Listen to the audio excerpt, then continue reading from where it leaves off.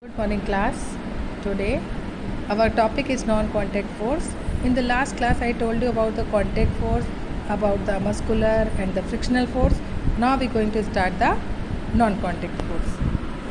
When a force is applied on an object by another object without coming in contact with each other, it is said to be a non contact force. Means without coming in physical contact to any other object, the force is applied by one object to another object is known as non-contact force.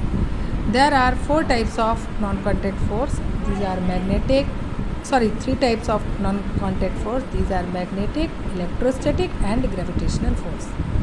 Now let's start from magnetic force. When we bring a magnet near iron pins or clips, the pins or clips are pulled towards the magnet. You can see that there is a magnet. When it comes near the pins, these pins are pulling towards the magnet. You can see that these magnets are not coming in physical contact of these types of pins, but by a power, by a force, by a magnetic force, these pins are pulling towards that magnet. Okay. So magnet exert pull or on object made of iron, cobalt or nickel. Not all type of object, only that type of object which are made up of iron or cobalt or nickel. Okay. So this is the force exerted by magnet is called magnetic force. Now come on the electrostatic force. In the school I saw so many students are just playing that magic. They are showing this type of magic to their friends by plastic ball pen, and they make the papers into their bits, and by their plastic ball pen they just attract this paper and they are showing magic. But this is not a magic, this is a electrostatic force. Okay, let's read about that. When we rub a plastic comb or a plastic ball pen on our dry hair and bring it near small bits of paper, they are pulled towards the comb or the plastic ballpoint pen. This is because of electrostatic force. This type of force is known as electrostatic force. How this is possible? Let's read about that. When a comb or a plastic ballpoint pen is rubbed on dry hair, an electric charge is produced on it. When we are just rubbing our pen or comb on our dry hair, they become charged. Okay, they just produce the electric charge, and this electric charge exert a pull on the bits of paper. Thus the force exerted by electrostatic charge is called electrostatic force. Means to say, then when this attracting power of that ballpoint pen, the bits of paper towards it is known as electrostatic force. Now come on the gravitational force. You know very well about that type of force, because you know that this is the force of earth, and earth are pulling all the objects towards it. Okay, so when we drop a stone from the roof of our house, it falls down. When I drop this pen towards, you can see when I drop this pen go towards the earth or down to the ground. A fruit detached from a plant also fall to the ground. Why it is so? This is because the earth pull them down. This pull of earth, this pulling power of earth is called the force of gravity or gravitational force. Earth exerts this force on all objects. So gravitational force always act downwards.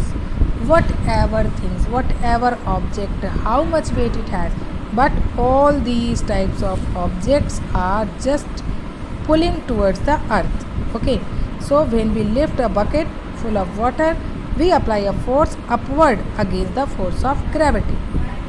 Okay, now come on the pressure. There is much pressure all of us have, because our unit tests are also going to start. So pressure.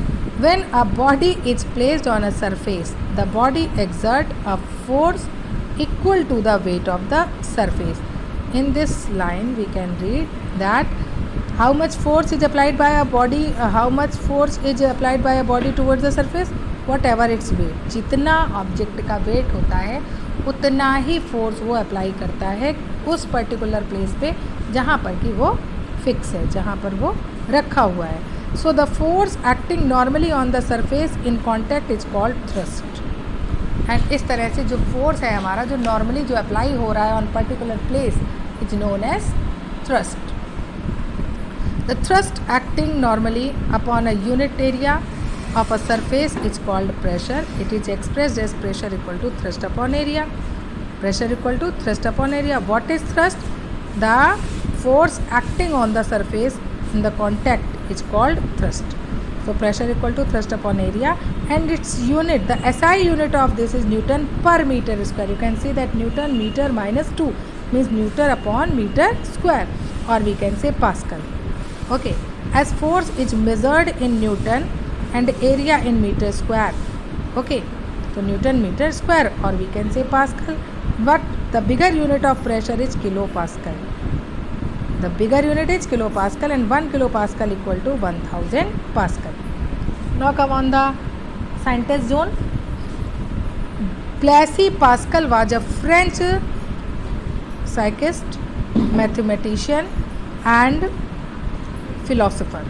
He became well known for his experiment with fluid in physics and for his work in probability theory in mathematics. Blaise Pascal.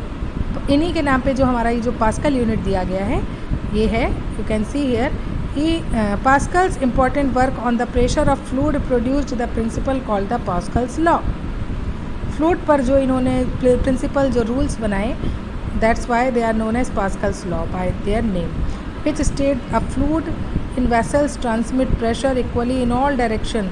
Pascal's experiment also helped prove that air has weight and air pressure can produce vacuum. Air has weight, but the air pressure, it is produced in the vacuum. The unit Pascal used to measure the pressure is named in its honor. That's why, to giving him honor, the unit is known as Pascal. Okay, I hope you all understand these things. If you have any question, then please join my Zoom class. With the help of that class you can ask the question, you can just clear your doubts. So everyone must attend the Zoom class. Okay, bye bye.